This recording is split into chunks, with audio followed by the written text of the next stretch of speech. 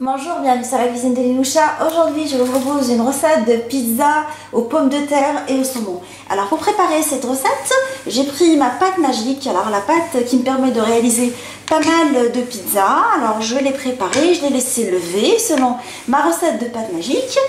Après, je l'ai dégazée.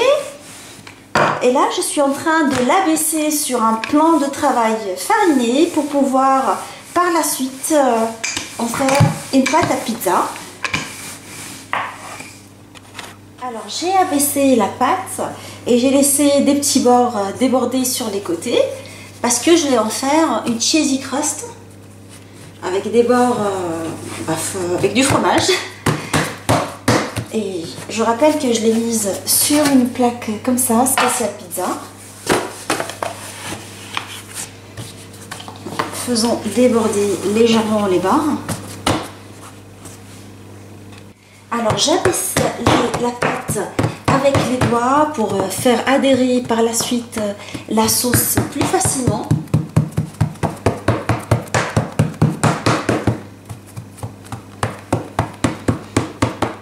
Alors je vais découper des morceaux de fromage que je vais mettre tout au long des bords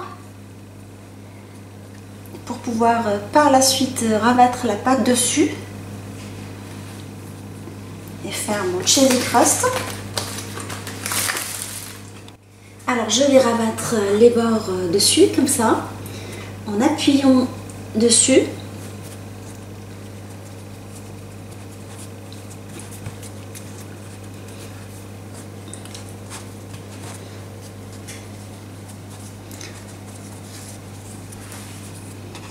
Alors je vais la tartiner avec de la crème fraîche entière. Je vais tartiner la surface complète.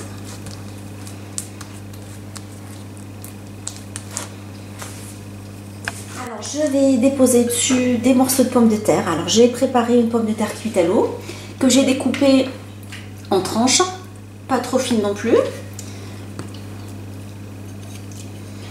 Et là, je vais décorer toute la surface, garnir plutôt toute la surface avec les morceaux de pommes de terre. Je mets du saumon fumé dessus, quelques tranches de saumon fumé.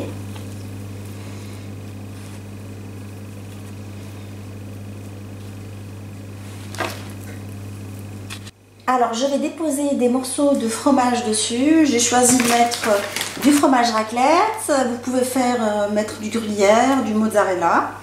Mais moi j'aime bien le fromage raclette dans les pizzas, dans les gratins. Je trouve que c'est un fromage qui parfume pas mal.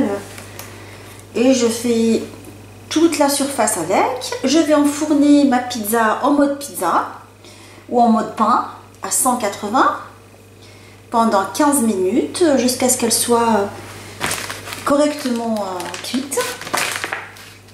Et on se retrouve pour la présentation finale. Ma pizza de saumon et pommes de terre est maintenant prête avec les bords cheesy crust. Alors je l'ai laissé finalement 20 minutes jusqu'à ce qu'elle soit bien dorée et non pas 15. J'espère que cette recette facile vous a plu, fera plaisir à vos familles et on se retrouve sur la cuisine de Linoucha avec des nouvelles recettes, des nouvelles gourmandises et à bientôt.